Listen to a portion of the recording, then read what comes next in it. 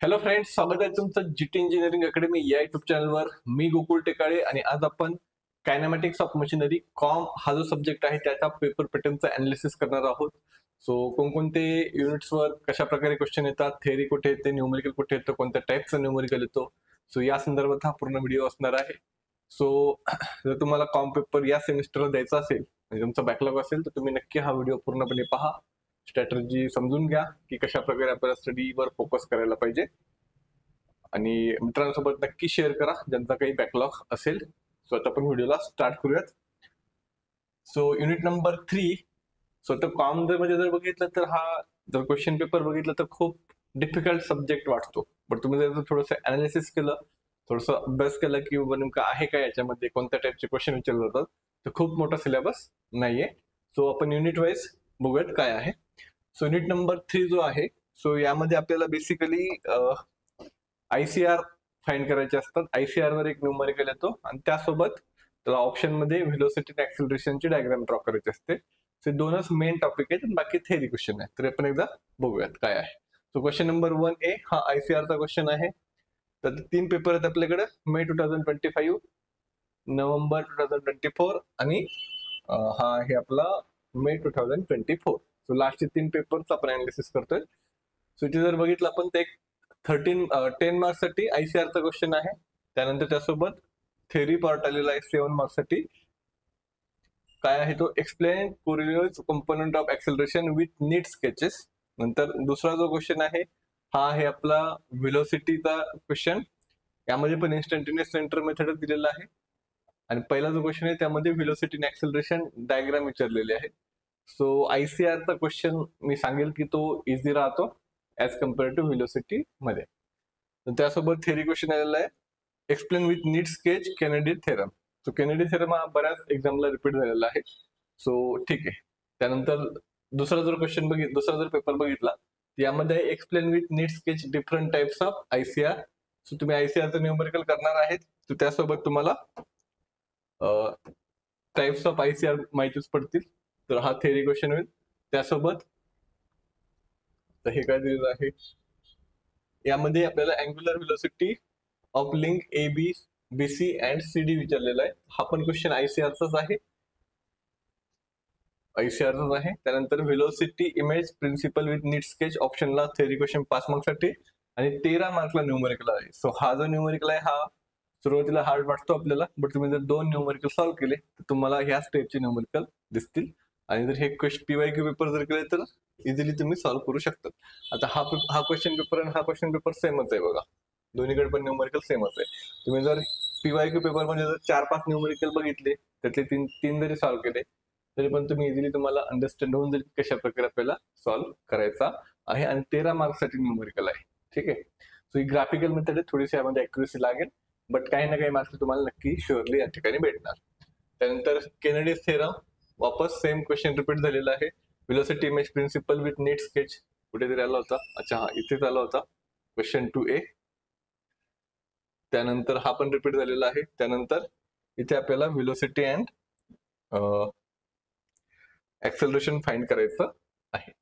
आता इथे लक्षात घ्या, दोन्ही क्वेश्चन हे सारखेच दिसतात, पण तुम्हाला ICR चा अटेम्प्ट करायचा कारण की तो इझी आहे ऍज कम्पेअर टू व्हेलोसिटी. आणि हा जो युनिट आहे हा तुम्ही लास्टला प्रिपेअर करणार. ठीक आहे, कारण की ग्राफिकल मेथड आहे, समजायला थोडीशी डिफिकल्ट असते. जर एकदा समजलं तुम्हाला 2 न्यूमेरिकल मध्ये तर मग तुम्ही इझिली करू शकता, बट हा लास्टला प्रिपेअर करा. थेरी पार्ट आधी केला तरी चालेल. थेरी पार्ट मध्ये जर बघितलं आपण तर 1, 2, 3, 4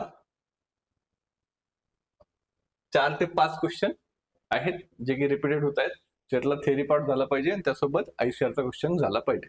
सो स्टार्ट करताना युनिट नंबर 4 पासून स्टडी स्टार्ट करा.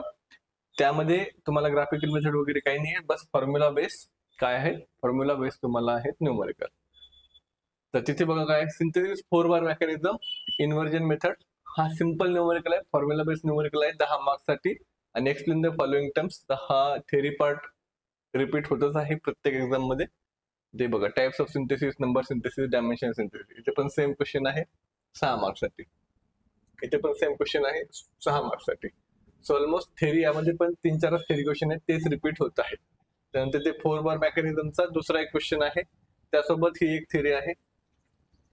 सो 10 मार्कला न्यूमरिकल आणि 8 मार्कला थेरी, असा हा युनिट नंबर 4 चा पॅटर्न आहे.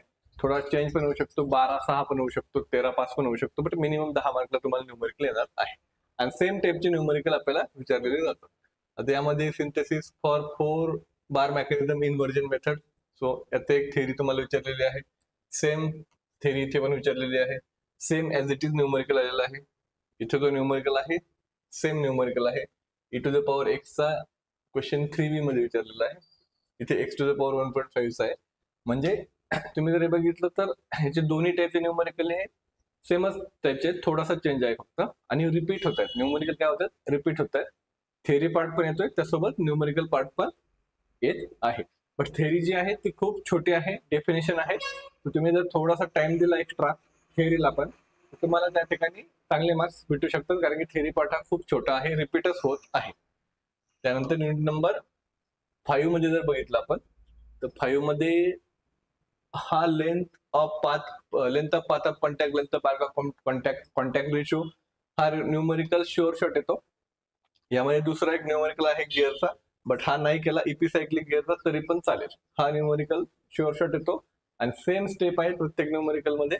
सो चांगल्या प्रकारे करा. त्यासोबत स्पर गिअरचा जे टर्मिनॉलॉजी आहे, की पाथ ऑफ कॉन्टॅक्ट कशाला म्हणतात, प्रेशर अँगल कशाला म्हणतात, हे जे फॉर्म्युले ऑलरेडी तुम्हाला इथे युज करायचे आहेत, तेच फॉर्म्युले आणि डेफिनेशन तुम्हाला द्यायची आहे. लास्ट टाइम 7 मार्कला तो आला होता, त्यासोबत 10 मार्कला आला होता. नंतर इथे पण हेलिकल गिअरचा पण आपल्याला नॉमेनक्लेचर किंवा टर्मिनॉलॉजी जी आहे ती विचारलेली आहे. हा इपिसायक्लिकचा करायची गरज नाही, हा चांगल्या प्रकारे करा पीवायक्यू मध्ये सर्व. आता त्यामध्ये मग ते व्हॅल्यू चेंज होतील जास्तीत जास्त. 5 क्वेश्चन जर केले तरी पण त्यातूनच एखादा येण्याचे चान्सेस राहतात. तिथे आहे बघा गिअर टू टर्मिनॉलॉजी, हा क्वेश्चन बऱ्याच वेळा विचारलेला आहे. त्यामध्ये जवळपास 12-15 टर्मिनॉलॉजी आहेत, बट न्यूमरिकल तुमच्या त्या क्लिअर होणारच आहेत. सो तुम्ही ते चांगल्या प्रकारे लिहू शकता. त्यानंतर 2 मेटिंग गिअर्स, म्हणजे ह्या स्टेपचा आहे पिनियन आणि गिअरचा क्वेश्चन आहे. त्यामध्ये सुद्धा आपल्याला अटेंडंट हाईट विचारलेला आहे. Arc of contact, contact ratio, path of contact same आहे. Path of contact, arc of contact, contact ratio. त्यानंतर इथे हेलिकल गिअर ऑलरेडी इथे झालेला, हेलिकल गिअरचा त्यास विचारलेला आहे. हा क्वेश्चन करायची गरज नाही इपिसायक्लिकचा. ठीक आहे, प्रत्येक एक्झाम लिहितो, बट त्याच्या अपोजिटला इझी क्वेश्चन राहतो. Explain spur gear, helical gear with neat sketch. So हा एक थेरी क्वेश्चन आहे. सो थेरी क्वेश्चन जर बघितले आपण, तर स्पर गिअरचे डेफिनेशन, हेलिकल गिअरचे डेफिनेशन, गिअर टर्मिनॉलॉजी त्याचे डेफिनेशन, आणि spur and helical gear with neat sketch, त्यासोबत compare bevel gear and of gear. So आपण ज्या पण युनिटमध्ये ऑप्शनला काही टाकतोय न्यूमरिकल, सो त्या युनिटची थेरी जी आहे ती कंपल्सरी करणं गरजेचं आहे, जेवढे पण पीवायक्यू मध्ये क्वेश्चन आलेले आहेत. आता मी 3च पेपर घेतले अनालिसिसला, तुम्ही आणखीन 2 पेपर बघा याच्या आधीचे, म्हणजे कधीचे, नोव्हेंबर डिसेंबर 23 आणि मे 2023 त्याचे पेपर बघा. त्यामध्ये पण आणखीन बघा, तुम्हाला यापैकीच रिपीट झालेलं दिसेल, तरी पण एकदा क्रॉस चेक करून घ्या. समजलंय? आता हे जे न्यूमरिकल आहेत मी जे सांगतोय सेम न्यूमरिकल येतात. आता हे न्यूमरिकल तुम्हाला जर सोल्युशन पाहिजे असेल तर GT engineering academy application download करा. डिस्क्रिप्शन बॉक्समध्ये लिंक दिलेली आहे, त्यामध्ये हे सर्व न्यूमरिकल जे अटेम्प्ट करायचे, हा मी घेतलेला नाहीये कारण की हा अटेम्प्ट करायचाच नाही आपल्याला, बट जे आपल्याला अटेम्प्ट करायचे आहेत ते पूर्णपणे न्यूमरिकल घेतलेले आहेत, स्टेप बाय स्टेप एक्सप्लेन केलेले आहेत. तुम्ही खूप इझिली अंडरस्टँड करू शकता आणि प्रॅक्टिस करू शकता.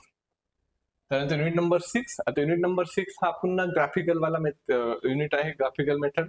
यामध्ये ड्रॉ करायची असते, थेरी पण आलतं. लास्ट पेपरला पूर्ण थेरी एक साइडला आलते आणि त्यासोबत न्यूमरिकल दुसऱ्या साइडला होतं. जनरली काय होतं की प्रत्येक क्वेश्चन मध्ये न्यूमरिकल राहत असतं. इथे जर बघितलं तर 12 मार्कला न्यूमरिकल आहे, म्हणजे ग्राफिकल मेथड. इथे पण 12 मार्कला आहे, एक थेरी क्वेश्चन आहे.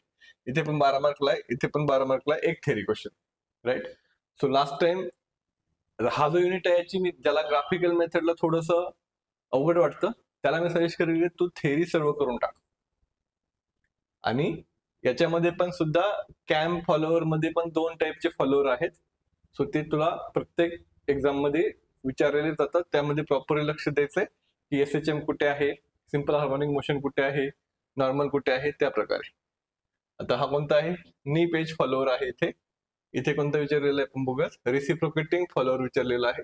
त्यासोबत इथे आहे नी पेज फॉलोअर, त्यासोबत इथे पण आहे नी पेज फॉलोअर आणि रिसिप्रोकेटिंग फॉलोअर. सो नी पेज फॉलोअर जनरली जास्त वेळा विचारलेला आहे. सो त्याच्यामध्ये पण 3-4 एक्झाम्पल जर केले आपण तर आपल्याला याची पण पूर्ण आयडिया येते. बट यासाठी प्रॅक्टिस इम्पॉर्टंट आहे, कारण की ग्राफिकल मेथड आहे. प्रॅक्टिस केल्यानेच आपल्याला प्रोसेस लक्षात राहते. तुम्ही जर प्रॅक्टिस नाही केली, आणि प्रॅक्टिस करायची म्हणजे रफ प्रॅक्टिस नाही करायची, प्रॉपर शीट घ्या, त्यामध्ये 1 तास जाऊ द्या, बट पूर्ण क्वेश्चन जसा एक्झामला सॉल्व्ह करायचं तसा सॉल्व्ह करा, कारण ग्राफिकल मेथडला ॲक्युरसी जरा जास्त पाहिजे असते. बट सिम्पल आहे, एवढं काही अवघड नाही, कारण की प्रॅक्टिस केल्याने तुमची प्रोसेस ऑटोमॅटिकली लर्न होणार, ऑटोमॅटिकली लक्षात राहणार आणि तुम्ही इझिली ते करू शकता. सो तुम्हाला पेपर अटेंड करताना पण आधी क्वेश्चन नंबर कोणता करायचा आहे, question number unit number 4 attempt करायचा आहे, 5 अटेम्प्ट करायचा आहे, नंतर 6 अटेम्प्ट करायचा आहे, लास्टला युनिट नंबर 3 अटेम्प्ट करायचा आहे. स्टडी सिक्वेन्स पण असाच ठेवा आणि पेपरमध्ये लिहिताना पण सिक्वेन्स असाच ठेवा. याला जास्त टाइम लागतो, सो याच्यामुळे प्रॅक्टिस होणे गरजेची आहे.